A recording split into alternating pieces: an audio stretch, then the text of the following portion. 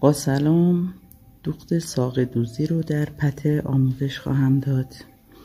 برای ساق دوزی در پته بهتر از مرکز کار شروع کنیم برای اینکه پارچه جمع نشه چون شاله. اما من برای آموزش ساق دوزی از نوک این بادام شروع میکنم، بعد میرم به وسط کار به ادامه آموزش میپردازم. برای پته ما گره نداریم، به جای گره حدود 1 سانت یا نیم سانت شلال میزنیم، میاییم نوک کار جایی که میخوایم شروع کنیم. این میشه گره من محسوب میشه. بعد نخ به طرف خودم شروع به ساق دوزی میکنم. 1 کوک میرم جلو، برمیگردم به عقب. کوکا هرچی ریزتر باشه بهتره، خیلی هم نباید بکشیم برای اینکه شال جمع میشه.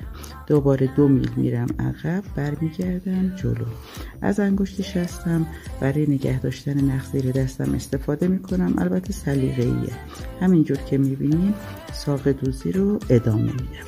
در ساق دوزی به جایی میرسیم که ممکنه نخمون تموم شه یا به پایان کار میرسیم که میخوایم کور کنیم. برای کور کردن هم ما دوباره گره نداریم، یه شلال هایی زیر ساق دوزی به صورت پنهان میزنیم و من بعد شروع مجدد ساق دوزی رو بهتون خواهم گفت. اینجا تصور میکنیم که نخمون تموم شده یا به آخر کار رسیدیم.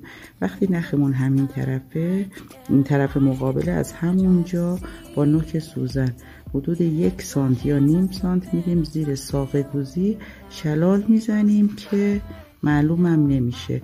این میشه آخر کار ما که کاتش میکنم.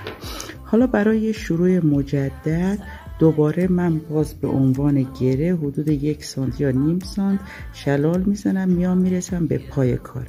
ولی از اینجا نباید شروع کنیم، باید بریم زیر ساقه آخر، میبینیم وسطش در بیام که مشخص نشه نخ اینجا تموم شده بوده.